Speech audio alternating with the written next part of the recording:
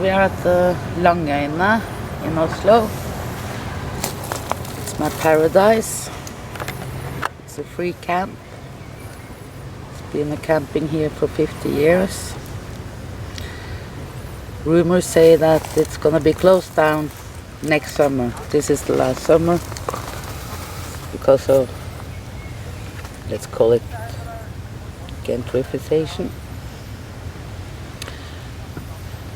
At this spot, people have been having their holidays for many years. It's been the poorest people who have go out here with tent at the beginning of the summer and stay here all the summer. The space isn't for anybody because everything you bring out here can be stolen. Well, hi, Constance. Hi, Garrett, long time. How are you doing? All right. Are you having an attempt on the island now? Yeah. I'm a bit busy. I need to go with the boat, actually. Oh, you have to? Yeah. Well, I've got a tent over there. Just put it there last weekend and it's already been robbed. See, there is no control of who's staying at this camp or not. It used to be back in the days. You paid and you get registered. But not anymore because the multiplicity are trying to save some money. So over the last 10 years it's been developing a totally different culture than it's at a normal campsite or a camping where people paying. To camp here you have to bring some basic stuff. You need to bring water. The water here is polluted. You need to bring some food, of course. You need to bring some wool dresses for the night. That's maybe the most important. Wool and water. In the beginning you really want to have some fresh food and cold beer and stuff, but after being here a couple of days, that's not so important anymore. You can pick oysters and mussels in the sea. You find the firewoods in the forest. Maybe you need some honey to get some energy. Most important is maybe to be nice to your neighbors, because we're on an island and to get enemies here are really not a clever thing to do. After a couple of days you get into the island zone and you forget the contact with the rest of the world. But sometimes you need to take an important phone call. Oh shit, there's no battery. I need to charge it. Shula hopp! Right.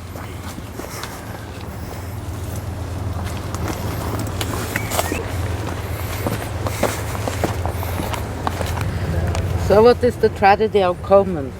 Well, it's when it's certain common goods and people take more than they should. Then it's destroy the good for everybody. This is a good example actually. There's nobody living in this tent. But there is somebody else living here that don't want neighbors.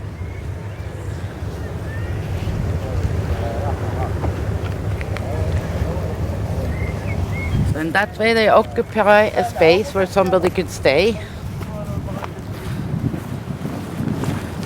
So somebody else doesn't get the space to stay because they want more than they need. I love this beach. It's just so nice. I stayed here many summer just at this spot. Sound of the sea as a lullaby. So dry.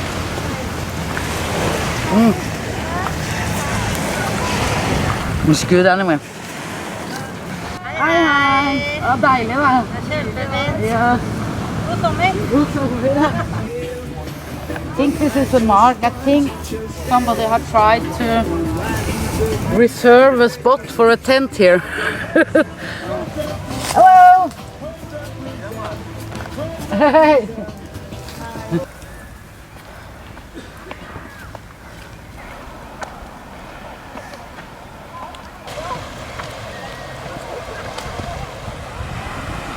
Where I'm staying now, it used to be sea back in the days, 100 years ago. Then they start to use it as a dump. So what we actually see here is the gap between the two islands, north and south of Langøyene, Long Island. And then you see the big tree, it's dead. This used to be the big meeting point at this island back in the days. We were getting water, did our dishes and so on. Now the water is polluted and should not be drinking. This was also where we were meeting, sharing our gossip. Well, for a Norwegian to buy water or not be able to drink the local water, that's a big crisis. I know that for people around other places that's quite normal, they buy bottled water and stuff, but this is not normal here, so for us it's a big crisis. Now it's also part of the island is closed because of the gases coming up from the dump.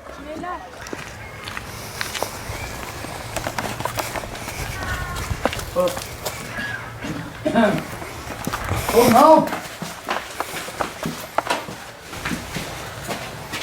Fuck, it's occupied. I don't care. It's my turn now.